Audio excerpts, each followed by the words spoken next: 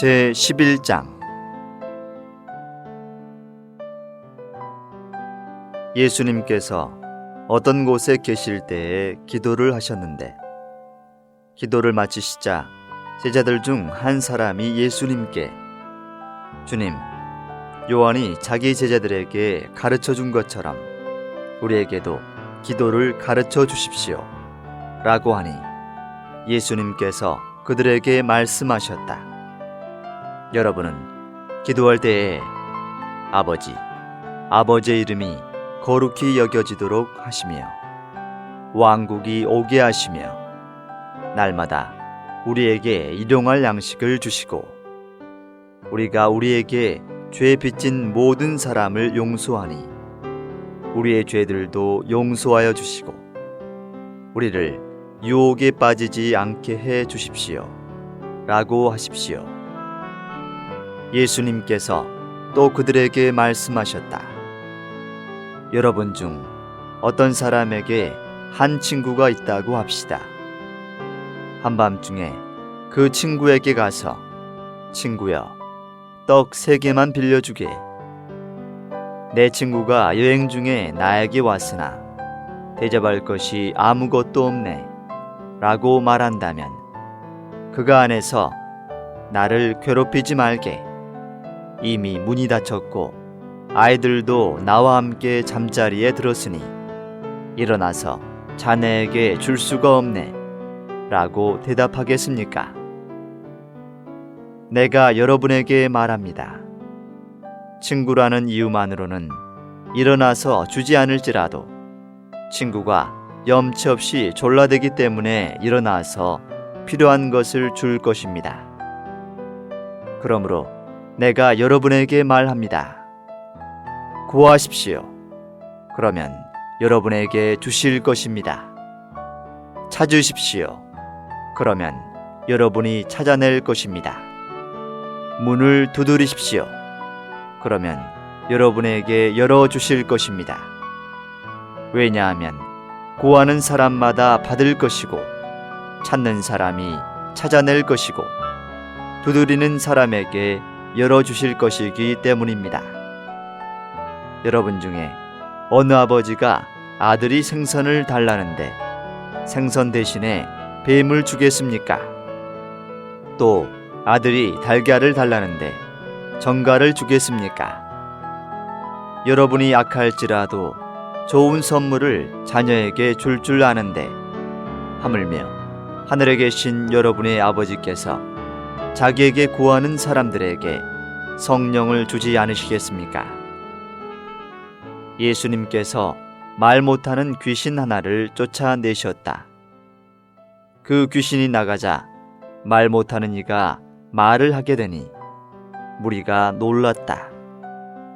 그러나 그들 중에서 어떤 사람들은 그가 귀신들의 왕 바알세불을 힘입어 귀신들을 쫓아냅니다 라고 하였고, 또 다른 사람들은 예수님을 시험하여 하늘에서 온 표적을 구하였다. 그러나 예수님께서 그들의 생각을 아시고 말씀하셨다. 서로 싸워 갈라지는 왕국마다 황폐하여지고 서로 싸워 갈라지는 집도 무너집니다.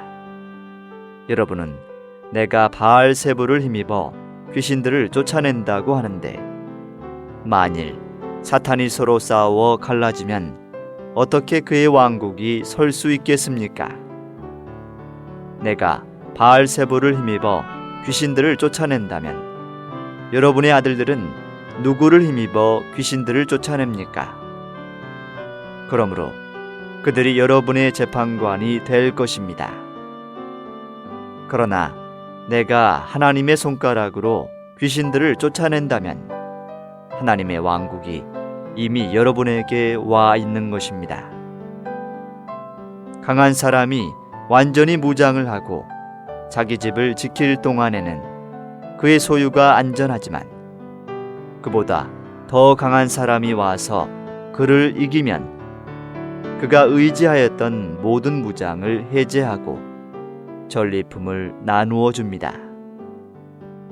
나와 함께하지 않는 사람은 나를 반대하는 사람이며 나와 함께 모으지 않는 사람은 흩어지게 하는 사람입니다. 더러운 영이 사람에게서 나와 물 없는 곳을 돌아다니며 쉴 곳을 찾다가 찾지 못하자 내가 나왔던 내 집으로 돌아가야겠다 라고 말하고 와서 보니 그 집이 청소되고 꾸며져 있었습니다. 그래서 가서 자기보다 더 악한 다른 영 7을 데리고 들어가 그곳에 거처를 정하니 그 사람의 나중 상태가 처음보다 더 악화되었습니다.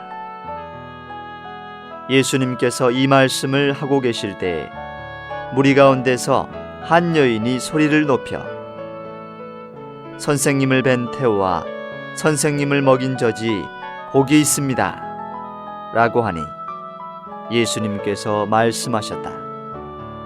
오히려 하나님의 말씀을 듣고 지키는 사람들이 복이 있습니다.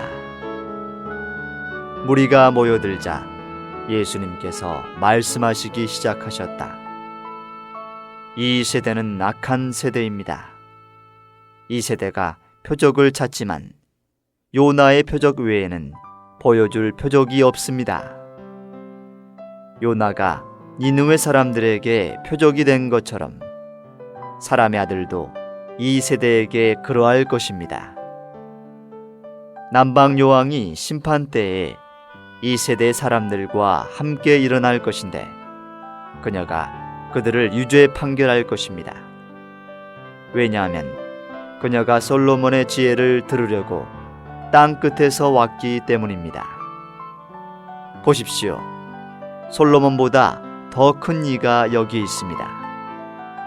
니느웨 사람들이 심판 때에 이 세대와 함께 일어설 것인데 그들이 이 세대를 유죄 판결할 것입니다. 왜냐하면 그들이 요나의 선포를 듣고 회개하였기 때문입니다. 보십시오. 요나보다 더 큰 이가 여기 있습니다.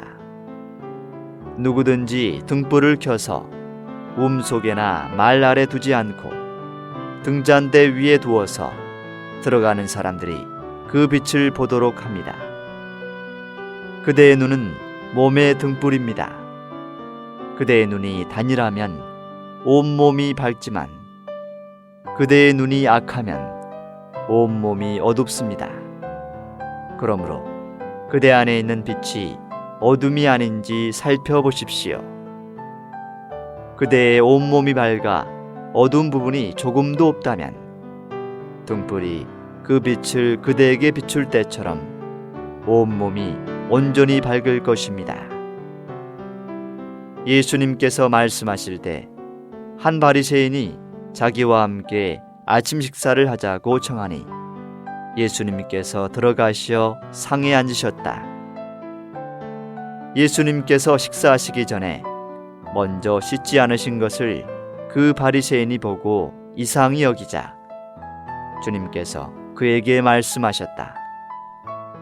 지금 여러분 바리새인들은 잔고와 접시의 겉은 깨끗하게 하지만 여러분의 속은 탈취와 사악으로 가득합니다. 어리석은 사람들이여, 겉을 만드신 분께서 속도 만들지 않으셨습니까? 다만 속에 있는 것들로 구제하십시오. 보십시오. 그러면 모든 것이 여러분에게 깨끗해집니다.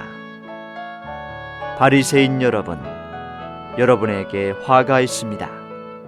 왜냐하면 여러분이 박하와 운향과 온갖 푸성귀의 11조는 드리면서 정의와 하나님께 대한 사랑은 소홀히 하였기 때문입니다. 그러나 여러분은 이것들을 반드시 행하고 저것들도 소홀히 하지 말아야 합니다. 바리새인 여러분, 여러분에게 화가 있습니다. 왜냐하면 여러분이 회당에서는 높은 자리를 좋아하고 시장에서는 인사받는 것을 좋아하기 때문입니다. 여러분에게 화가 있습니다. 왜냐하면 여러분이 드러나지 않는 무덤과 같아서 그 위를 걷는 사람들이 알지 못하기 때문입니다.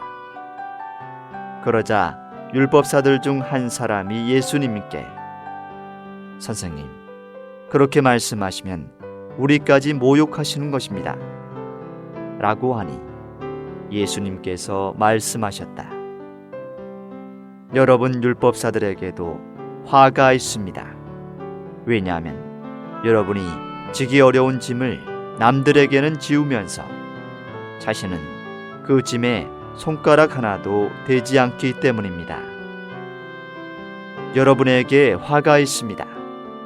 왜냐하면 여러분이 신원자들의 묘비를 세우지만 그들을 죽인 사람은 바로 여러분의 조상들이기 때문입니다.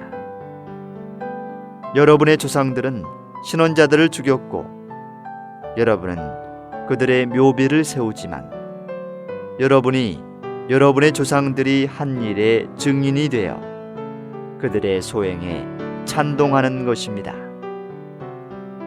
그러므로 하나님의 지혜도 내가 그들에게 신원자들과 사도들을 보낼 것이지만 그들이 더러는 죽이고 더러는 박해할 것이다 라고 하였습니다.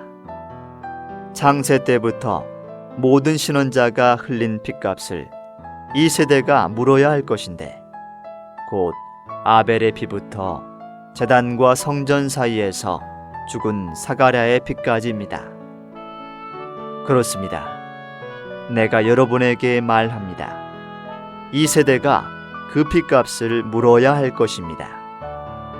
율법사 여러분, 여러분에게 화가 있습니다.